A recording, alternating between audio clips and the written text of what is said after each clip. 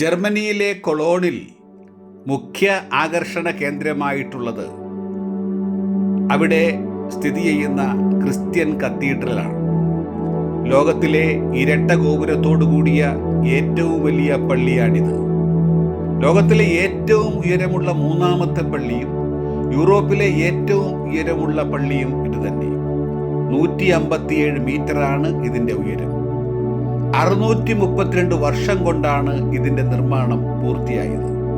1248 തുടങ്ങിയ നിർമ്മാണം 1880 പൂർത്തിയായത്.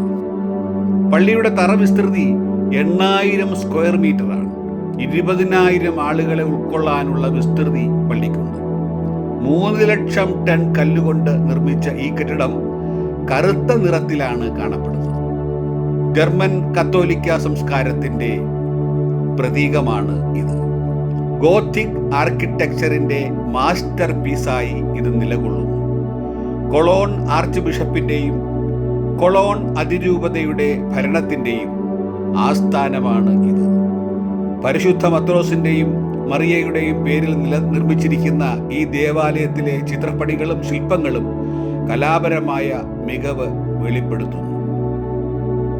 രണ്ടാം ലോക മഹായുദ്ധത്തിൽ ഈ പള്ളിയുടെ പരിസരത്തേക്ക് ഒരുപാട് ബോംബുകൾ വന്നു വീണെങ്കിലും പള്ളിക്ക് കേടുപാടുകൾ ഉണ്ടായില്ല എന്നത് അത്ഭുതകരമായ വസ്തുതയാണ്.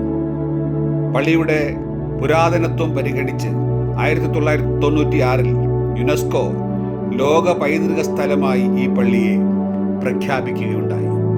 When the cathedral is finished the world will end എന്നാണ് ഈ പള്ളിയെപ്പറ്റി പറയപ്പെടുന്നത്.